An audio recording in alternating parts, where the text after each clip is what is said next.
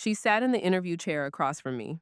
The same woman who had stolen from a customer, framed me for it, and watched me get fired sat in the chair across from me, in my office, applying for a job at the company I now managed. She had not recognized my name on the interview invitation. She walked through the door, saw my face, and went completely white. I looked at her resume. I looked at her. I let the silence sit for exactly the right amount of time. And then I said, Brenda, I don't think you'll be a good fit for our company. Thank you for applying. She said nothing, not a single word. She stood up and she left. That moment, that specific, quiet, 5-second moment, was the result of 7 years of patience, 2 detectives, one drunk confession in a spare room, and a friend named Kay who remembered everything. But I want to tell you the whole story because that interview room moment is the cherry on top, and a cherry with no cake beneath it means nothing. This is a story about a woman who thought I was small enough to destroy, and what happened when she found out she was wrong. If you have ever been framed for something you did not do, if you have ever watched someone who wronged you walk away clean while you carried the damage, stay with me, because this one ends the way it should. Hit subscribe before I forget to tell you who I am, because once I start, you will not want to stop. My name is Dara. I am 36 years old, and I want to tell you about the best day of my working life, which also happened to be the worst day of Brenda's. To understand what Brenda did to me, you need to understand where I was when she did it, because context matters in these stories. It always matters. The thing that makes a betrayal devastating is not just the act itself, it is everything you had built before it and everything you suddenly could not build after. I had come to Company B sideways, the way a lot of people come to jobs they end up staying in for years. I had been working at a small commissioned work firm, I will call it Company A. I worked there for almost a decade. The owner was one of those genuinely rare people who runs a business the way a human being runs a business. Small team, 10 of us. Long hours, sometimes 60 hours a week. But he paid fairly, gave bonuses, negotiated perks with client businesses on our behalf. He once gave the entire company a paid week off because his son was getting married, so we could all attend. That is the kind of man he was. I left not because anything went wrong, but because I wanted to go somewhere. A management role came open at Company A and I applied. Didn't get it. The person who did had a business administration degree, and I did not. And instead of being bitter about a fair decision, I did something that changed the entire trajectory of my life. I decided to get the degree. I was in my mid-20s. I had come out of school straight into work, and university had never been the plan. But I sat down with the owner, explained what I wanted to do and why, gave 2 weeks' notice, and he wished me well in the specific way of someone who respects that you are trying to make something of yourself. The degree was covered by government grants. Living expenses were not. So I found part-time work at Company B, a retail operation, significantly larger than what I was used to. 50-plus employees, high turnover, a mixed inventory that ranged from groceries to high-end specialty items ordered for specific clientele. I worked in the warehouse. Part-time at first, then full-time, then 7 years in, after I had graduated, after I had proved myself from the floor up, I applied for the warehouse supervisor position. I got it. That matters, because that is the title Brenda would spend the next phase of her time at Company B trying to undermine: warehouse supervisor. The job I had worked 7 years to earn. And because I was warehouse supervisor, and because I had built the procedures that governed how expensive items moved through that warehouse, I was the one who walked an expensive ring set up to the office the day everything fell apart. I want to describe Brenda to you carefully, because I think she is a type that a lot of people will recognize. And recognizing her type early is something I wish I had been better at. She started as a cashier. She was charming in the specific way of people who have decided that charm is a tool rather than a quality, something deployed intentionally toward people who could help her and withdrawn from everyone else. She brown-nosed upward. That is the most accurate description I can give you. She found the people with authority, she studied what they wanted to hear, and she delivered it with a smile that looked completely genuine unless you were watching very carefully. She moved fast.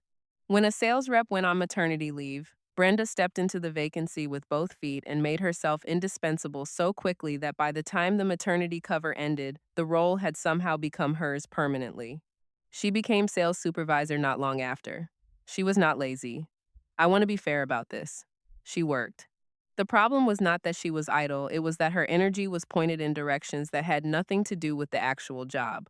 The energy went toward positioning, toward credit, toward making sure that when anything went right, her name was attached to it, and when anything went wrong, her name was as far from it as possible. Me and Brenda were oil and water from the beginning. The friction started in meetings, where she would talk over me, restate my points as if they were her ideas, and then give me a look across the table that said, I know what I just did, and I know you know, and there is nothing you are going to do about it. It escalated to her reporting minor things I did to the manager, small procedural things, things that any supervisor deals with on a daily basis, while simultaneously calling me a snitch when I reported the genuine operational problems she was causing.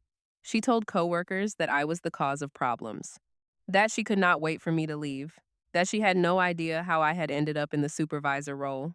She said these things in the break room, in the car park, in conversations she knew would get back to me. She was never at fault. Not once. It was the customers, the delivery drivers, the other warehouse staff. Me. Never her. I want to be clear about something. I did not like Brenda. I made no secret of this to people I trusted. But I was professional. I did my job. I followed procedure. I maintained the warehouse the way a warehouse supervisor maintains a warehouse, with systems, with documentation, with the kind of careful order that keeps expensive things from disappearing. And then an expensive thing disappeared. And somehow, I was the one who paid for it. Let me tell you about the procedure, because the procedure is everything. Years before Brenda arrived, I had set up a handling protocol for jewelry and other high-value items that came through the warehouse. It was a simple, sensible sequence. Receive the item, verify it against the order, log it, pass it to the office, have it secured in the safe immediately. Every step documented. Every hand the item passed through recorded. The last step, the safe, was the critical one. The safe required a combination. Not everyone had it. The people who did were management level: the manager, the HR consultant when she was on site, and the sales supervisor. Brenda had the combination. On the day this story turns, a ring set came in, ordered by one of our regular clients. High-end. Over $5,000 worth of jewelry in a small box, which is exactly the kind of thing that makes warehouse supervisors nervous, because small and valuable is the hardest category to manage. I received the rings personally. I went through every step of the protocol. I verified, I logged, and then I walked it to the office to put it in the safe. The only person available who had the combination was Brenda. We had argued that morning. Not screaming, not throwing things, the cold, professional kind of argument that happens between two people who fundamentally do not respect each other and have been in each other's orbit too long. It had not been a good morning. I handed her the jewelry box, and I told her I needed it in the safe. She looked at me. She looked at the box. She said, "Put it on my desk. I'll put it away when I've finished this email." I looked at her for a moment. I thought about saying something. I thought about standing there and waiting until I had watched her open the safe myself. I did not. I put the box on her desk. I left. I never saw the rings again.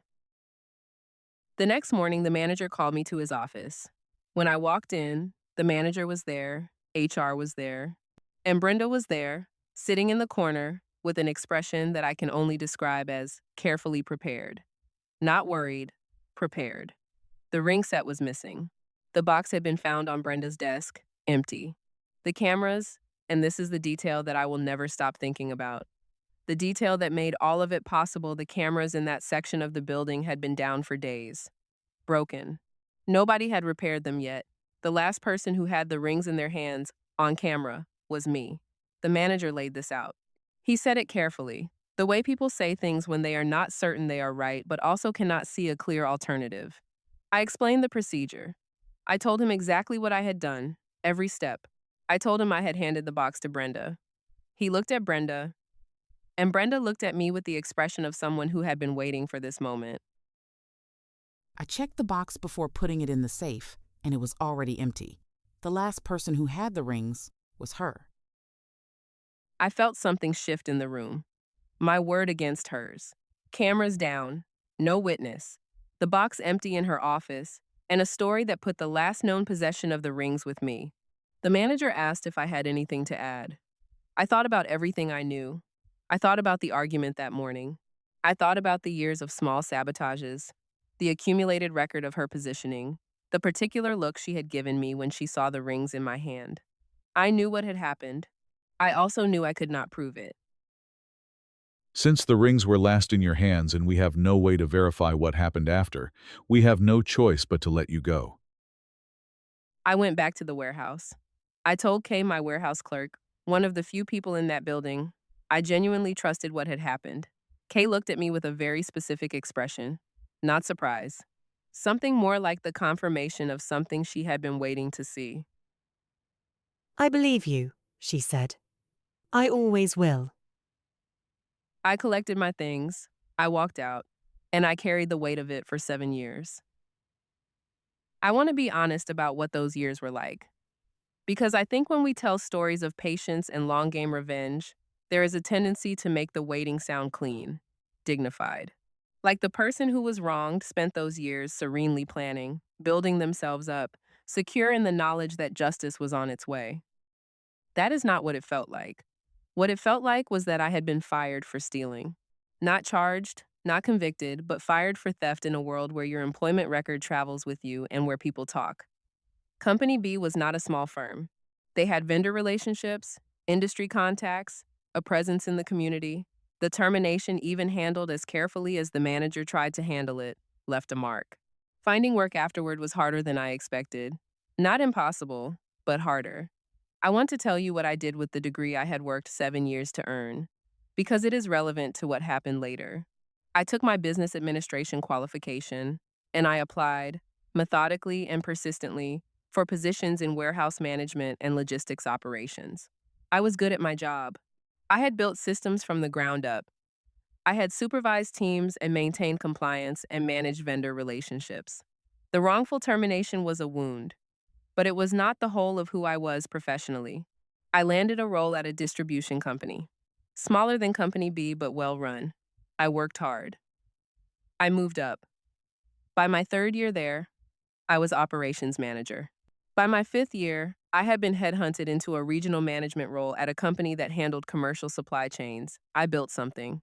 Quietly, without fanfare. In the 7 years after Brenda destroyed what I had built at Company B. And through all of it, I stayed in contact with Kay. Kay is one of those people who exists in the background of your life so steadily that you sometimes forget to appreciate how much they are holding. She had been my warehouse clerk at Company B. She had believed me on the day I was fired. And after I left, she stayed. She stayed for her own reasons. The job was stable. She had obligations. Moving wasn't simple. But she also stayed, I think, because she knew something. She had known Brenda for years by then, and Kay was the kind of person who pays attention. She would call me occasionally. Not to gossip, not to stir things. Kay was not built that way. She would call with the steady neutrality of someone reporting on weather conditions. Brenda's got her own office now. Has the manager completely tied around her finger? Or, There was an incident with the cash drawer this month. Nothing confirmed. But I've got eyes on it. or 18 months after I left. She's doing it again. That last call was the one that changed things. Kay told me what she had seen. Not stolen jewelry this time, something smaller, something easier to miss, something that would have gone unnoticed to anyone who was not watching carefully. Petty cash being signed out for vendor expenses that Kay knew, from her own records, had never been incurred. Small amounts, $20, $50, $100. Small enough to fly under any normal audit, large enough, accumulated over time, to matter. Kay had been keeping records. Not officially. Just notes in a personal notebook, dates and amounts and descriptions. The way a person keeps records when they believe something is wrong and they know they are the only one paying enough attention to catch it. I listened to everything she told me. And then I called a lawyer. The lawyer was a practical woman in her early 50s who had handled employment law and commercial disputes for 20 years. She listened to my story in the same way that good lawyers listen. Not reactively, not with visible emotion, but with the careful attention of someone processing information for its structural relevance rather than its dramatic content. When I finished, She said something that I have thought about many times since. You cannot undo what happened to you at Company B without new evidence of what actually happened. The question is whether that evidence exists and whether it is accessible. I told her about Kay, about the notes, about the pattern she had observed. The lawyer thought for a moment. That by itself is not enough, but it is a thread, and sometimes a thread is how you find the rope. We discussed options. Criminal charges were possible if there was evidence of ongoing theft, which Kay's notes suggested there might be. Civil claims against Company B for wrongful termination were more complicated because the original firing had been framed carefully, no accusation of theft on record, just a termination for procedural reasons related to the missing item. Hard to fight without proof of deliberate framing. What we needed, what would unlock all of it, was proof that Brenda had the rings. Proof that she had taken them. Proof that she had known the cameras were down and had used that window deliberately. I did not have that proof. What I had was Kay, and Kay was still inside Company B. And Kay had a notebook. And Kay had something else. A friendship with Brenda that Brenda had been cultivating for months, in the way that Brenda cultivated everything strategically for her own purposes. Kay had become someone Brenda thought was safe. That turned out to be the most expensive misjudgment Brenda ever made. Company B had an annual gathering, not a formal event, a party at someone's house, the kind of thing that develops its own culture in small to mid-sized companies, where the same group of people have been working together long enough that the gatherings blur together and people forget to be careful. Kay went. She went because not going would have been conspicuous, and because Kay was, by that point, Brenda's person in the warehouse. Brenda trusted her, sought her out, treated her as a confidant in the particular way of people who need an audience for their own sense of themselves. What Kay told me afterward in a call that I received on a Tuesday evening, while sitting in my car in the car park of the company I then managed, took me several minutes to fully process. She said, Brenda got drunk. Really drunk. We ended up in a spare room away from the main party, and she was talking. She'd had too much, and she was laughing about things. And then she started talking about you. I kept very still. She talked about the rings. She was laughing about it. Said she had seen the cameras were broken and knew it was her chance. Said she needed the money and figured it was perfect. Put the rings in her bag. Let them blame you. 2 problems solved at once, she said. The cameras were down. She couldn't prove anything, and I was sick of her face. I sat in my car for a long time after Kay told me this. I want to tell you what I felt in that moment, because I think it matters. I did not feel triumph. Not yet. I felt the specific, strange vertigo of having something confirmed that you have known to be true for years, but have carried privately because the knowing was not the same as the proving. It is a particular kind of relief that is almost indistinguishable from grief, because the confirmation of the truth also confirms everything you lost in the years it took to arrive. I felt it. And then I said, Kay, did you write this down? I wrote it down while I was still in the room with her, when she went to get another drink. Every word I could remember. Timed. Dated. Good, I said. Don't lose that notebook. This is the part of the story where things become procedural, and I want to walk you through it because the procedure matters and because I think people underestimate how important it is to handle these moments correctly. I did not go to the police with Kay's notes and a drunk confession. Not directly. I went back to my lawyer first, who told me what I already suspected. A third-party account of a drunk statement was useful but not conclusive. What it was a direction. The direction led to 2 detectives from the local police commercial crime unit, who my lawyer contacted on my behalf and who were to my considerable relief already familiar with Company B. Not because of me. Because in the years since my firing, there had been other irregularities. The petty cash Kay had documented was not the only thread they were following. I sat in an interview room with my lawyer beside me, and I told them everything. From the day the rings came in, through the procedure I followed, through the argument with Brenda, through the empty box in the manager's office and the termination. I told them about Kay. I told them about the party. They listened. They asked precise, careful questions. And then the senior detective said something that made the room feel different. We've been building a file on this individual for approximately 11 months. What you've brought us may be the piece we've been missing. 11 months. They had already been watching her, the petty cash, possibly other things I was not told about and did not ask about because it was not mine to know. What Kay had witnessed at that party, what Brenda had said, laughing, in a spare room at a company gathering because she thought she was safe, had just become the statement that connected the historical theft of a ring set to the person who had taken it. The investigation moved from there without much involvement from me, which was, honestly, exactly what I wanted. I did not want drama. I did not want confrontation. I wanted the truth to go where the truth was supposed to go, through the channels designed to receive it, without my fingerprints on the process beyond what was necessary. Kay made a formal statement. Her notebook was submitted. The drunk confession was corroborated, partially, by forensic evidence I was not fully briefed on, but that my lawyer later told me had to do with the sale of the rings which Brenda had apparently sold through a private buyer for a fraction of their value. She had risked her job, my career, and ultimately her freedom for a fraction of $5,000. Brenda was charged with theft and fraud.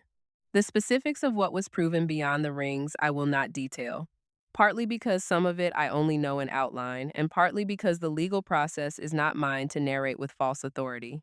What I will tell you is what Kay told me. On the day it became public, she called me at work. I was in the middle of reviewing a quarterly operations report. I put it down when I saw her name on my screen. They've arrested her. She was at work. 2 officers came in, asked for her by name, and she knew. She looked like she already knew. I sat for a moment. How did she look? I asked. Long pause. Small, said Kay. She looked very small. I thought about that. I thought about the morning she told the manager the last person who had the rings was me. The way she had said it. The preparation in her voice. The absence of hesitation. The particular cruelty of someone who has planned something and is watching it work. I thought about how large she had seemed in that moment. How certain. How invulnerable. And then I said something that surprised me. I feel sorry for her. Kay was quiet for a moment. You're a better person than I am. No, I said. Just an older one. Because that is the thing about 7 years.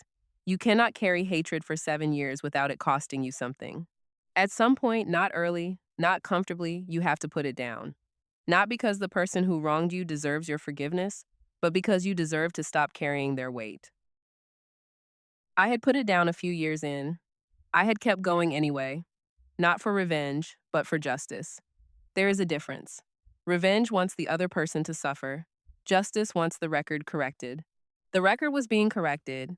Brenda was charged. She was convicted. She served time. And I went back to work. Now I need to tell you about the interview. Because the interview is what everyone wants to hear about, and it deserves to be told right. I had been operations manager at my company for 3 years when we advertised a senior logistics coordinator role. We posted the position internally and externally. I was part of the interview panel. Standard process. Nothing unusual. I received the applications. One of them stopped me. The name. The employment history. The references from Company B, though. I noticed she had listed no supervisor references from her time there, which is the kind of gap that a trained eye recognizes immediately. I looked at the application for a long time. I thought about what was appropriate. I thought about whether I had an obligation to excuse myself from this particular interview. I thought about whether this was something I should flag to HR. And then I thought about the fact that I had a process, a professional, legal, proper process for evaluating candidates. And that the most appropriate thing, the most professional thing, the most legally defensible thing was to run that process correctly and let it produce the outcome it was designed to produce. She was not qualified for the role. I could see this clearly from her application, and the interview confirmed it in the first 5 minutes. Not because I was looking for reasons, but because she genuinely did not have what the role required. Her experience at Company B, in a sales position, did not translate to the logistics coordinator demands we were hiring for. I noted this in my evaluation documentation. Precisely. Professionally. When I told her at the end of the interview that I did not think she was a good fit, she did not say a word. She walked out, and I submitted my evaluation, filed the paperwork, and moved on with my afternoon. That is the version I will stand behind in every professional context. But I will tell you something that is also true. The walk from the door to the chair, watching her cross the room and then look up and see my face, that 5-second span of time was one of the most extraordinary moments of my working life. I want to spend a moment on Kay, because she has not been given enough of this story yet and she deserves more of it. Kay stayed at Company B for years after my firing. She watched. She recorded. She maintained a friendship with Brenda that cost her something. The performance of trust with someone you know is capable of framing an innocent person is not a small thing to sustain. It requires a particular discipline, a clarity of purpose that does not get clouded by the proximity of the relationship. She did it because she believed I was telling the truth. She did it because she believed that what Brenda did was wrong, and that wrong things should not go permanently uncorrected if there is something you can do about it. She did it, I think, because Kay is fundamentally a person who believes in the record being accurate. Not dramatic, not vindicated with fireworks, just accurate. The drunk confession at the party was not planned. Kay had not engineered the situation. She had simply been present, had been trusted because Brenda considered her safe, and had done the most important thing a witness can do. She wrote it down immediately, accurately, and kept the record. There is a version of this story where the truth stays buried, where Brenda says something unguarded at a party and it evaporates in the morning when the drinks wear off and nobody has written it down. Where the wrong stays in place because the right moment came and went without anyone present who understood what it was. Kay understood what it was. If you have a Kay in your life, someone who sees what you see, who keeps records, who stays steady when the situation is anything but hold on to them, they are rarer than you know. I know that Brenda served time. I know that she has tried to rebuild her professional life since. I know this because small industries talk, and because Kay, who eventually left Company B herself to start something of her own, still knows people who know things. I do not track Brenda. I do not follow her progress or wish additional consequences on her. She made her choices. The legal system applied its consequences. The record is corrected. What she does with the rest of her life is her business and not mine. But I want to say something about the category of person that Brenda represents, because she is not unique. She is a type. And recognizing the type is the most useful thing this story can offer you. The Brendas of the working world are not usually stupid. They are often, in fact, quite bright. What they lack is the capacity to build something real. Because building something real requires you to be honest about your actual abilities, to put in work that is not performed for an audience, to accept that growth is slow, and that shortcuts eventually compound into liabilities. Brenda could not do that. So she positioned, she maneuvered, she took, and because she could not build, she relied on the destruction of others as a substitute. Getting me fired was not just about the rings. It was about removing a person she could not compete with through any legitimate means. She was sales supervisor and I was warehouse supervisor, and the rings were a convenient occasion for something she had been building toward for months. She thought destruction was the same as winning. It is not. Building is the only thing that lasts. Kay is building something now. I built what I have. Brenda built a drunk confession and a conviction. The structures you erect matter. Choose accordingly. I want to speak now to the version of me who walked out of Company B, carrying a box of personal belongings and the specific numbness of someone who has just been told they are dismissed for something they did not do. She is 29 years old. She has a degree she worked 7 years for. She has a record of building systems that worked, managing a warehouse that ran well, earning the trust of the people she supervised. And she has just had all of that used against her. The procedure she created, the protocol she followed, the professional discipline she brought to handling something valuable used as the rope to hang her with. She is walking to her car. She is trying not to cry in the car park because she does not want Brenda to see her cry from the office window. If I could speak to her, here is what I would say. The truth is still the truth, even when nobody believes it yet. And there are people who believe it, Kay believes it, right now, standing in that warehouse watching you go. Belief from the right person, in the right moment, is worth more than belief from a crowd. Do not let this make you dishonest. Do not let it make you small. The temptation after something like this is to decide that the world is run by Brendas and that the only survival strategy is to become one. Resist that. It is not true, and you are not built for it. And the attempt would cost you the thing that makes you worth anything. Build anyway. Build at the next place, and the place after that, and the place after that. Build the way you always build, with procedure and documentation and the quiet competence of someone who actually knows what she is doing. Build not because it will definitely be rewarded, because sometimes it will not be, but because building is what you are and it is the only honest thing available to you. And write things down. Write everything down.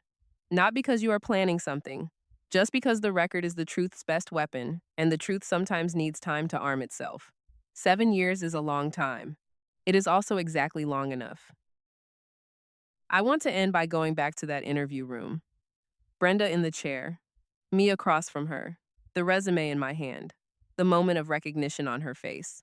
I have thought about what I could have done in that room. I could have confronted her, could have named what she did, laid it out across the table like the evidence it was, could have made her say something, anything that I could then have handed to someone. I did none of that, because I did not need to. The record had already been corrected. The court had already spoken. What I needed from that room was nothing more and nothing less than what I got: the professional evaluation of a candidate who was not suitable for the role. She left. I moved on with my day. That is what justice looks like when it has done its work properly. Not a confrontation, not a speech. Just the quiet, complete, undramatic reality of a person who wronged you sitting in a chair in your office, knowing it, and having nothing to say about it.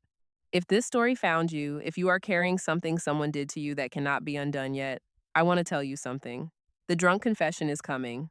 Not literally, not always at a party. But the truth has a way of presenting itself through the gaps in people's caution. Brenda talked because she felt safe. She felt safe because she had gotten away with it for years. People who get away with things long enough start to believe they always will. And that belief is precisely the crack that lets the light in. Be patient. Keep building. Keep K close. Write everything down. And when your moment comes, keep it professional. The quieter it is, the louder it lands. Subscribe to Office Confession for more stories, drama from the warehouse floor, the boardroom, the break room, and everywhere in between. Staff against staff, boss against employee, employee against boss, business partners who should have stayed strangers. Moments of justice that took years to arrive and seconds to deliver. Stories of people who were underestimated, and what happened when they stopped being quiet about it. I'll see you next time. Stay sharp, stay documented, and never ever let someone see you cry in the car park.